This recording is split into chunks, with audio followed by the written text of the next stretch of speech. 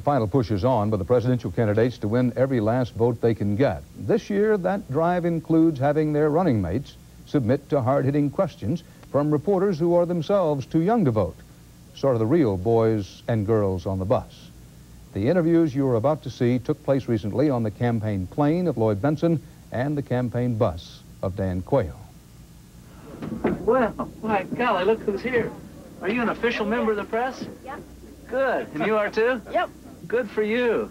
We're glad to have you. Okay. The reporters are from Children's Express, 13-year-old Jonathan Zachary and 11-year-old Suki Chong, with the campaign last week in downstate Illinois, gathering material for their weekly PBS magazine show. Their colleague, 11-year-old Laurel Barclay, is traveling with Benson. Children reporters. The questions far from childlike, except in the reporter's persistence. The questions and answers are complete, unedited. Let's suppose that I'm 12 and I was sexually molested by my father and I was sexually molested by my father and I became pregnant. Would you want me to carry that baby to term and have that baby?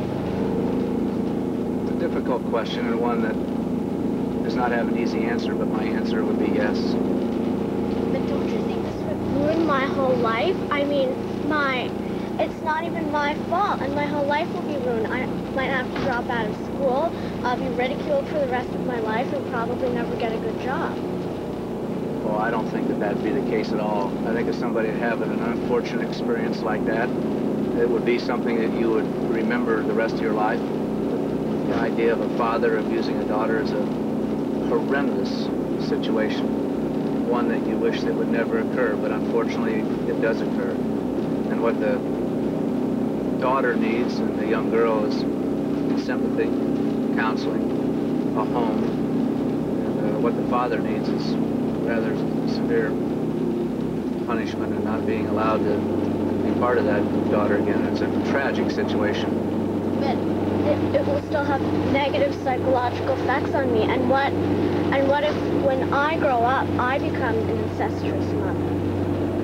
Well, I think that an incestuous relationship would have severe psychological effects on anybody. There's no doubt about it. It's a very tragic personal experience, and the situation is a very dire one, very tough, very troublesome, and we need to try to avoid it as all possible, but unfortunately it happens, and it happens too often in our society. So you would want me to have the baby even though my whole life could be ruined and I could be mentally affected? Well, I'm sure that the abuse would be something that would mentally affect you or anybody else. That in and of itself is a very horrendous act and something that we ought to prevent. But no, I would hope that the baby would live. Why wouldn't you allow me to have the baby? Even if it wasn't my fault that I was pregnant. I would just like to see the baby to have an opportunity, and if you didn't have a home for it, I would hope that we'd be able to find one for adoption. So although you're not actually killing me, you would sacrifice my prospects for the future for that baby. See, I've gotten to know you just a little bit. You're a very strong woman, and you're a strong person.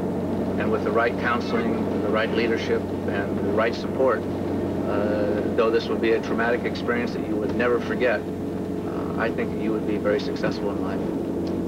One of my colleagues at Children's Express interviewed Senator Quayle. And she asked if she was raped by her father and became pregnant, if she should have the right to have an abortion. And Senator Quayle said, no. How would you answer to that question? Well, I would say first that I would try very much to discourage an abortion.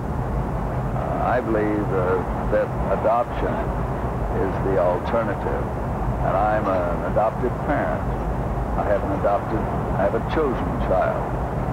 And I'm one that worked for legislation to say that handicapped children who are in foster homes, that Medicaid would be provided for them as they were adopted by some parents, because I felt that would assist and help in getting that handicapped child adopted. So I strongly lean toward that. But finally, I think it has to be a woman's choice. I would hope very much that she would confer with her clergyman, that she would confer at length with her physician before making that kind of a choice. But finally, she makes it. That's tonight's CBS Evening News. Dan Rather. We've invited the major presidential and vice presidential candidates to be interviewed live on this broadcast. So tomorrow I'll be reporting from Los Angeles, where we'll have our first interview with Lloyd Bentsen. See you tomorrow. Good night.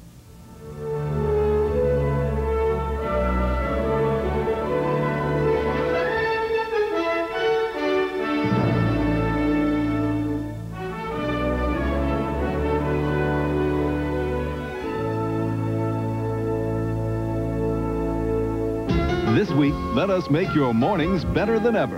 Discover what you're missing with Kathleen Sullivan and Harry Smith, all this week on CBS This Morning.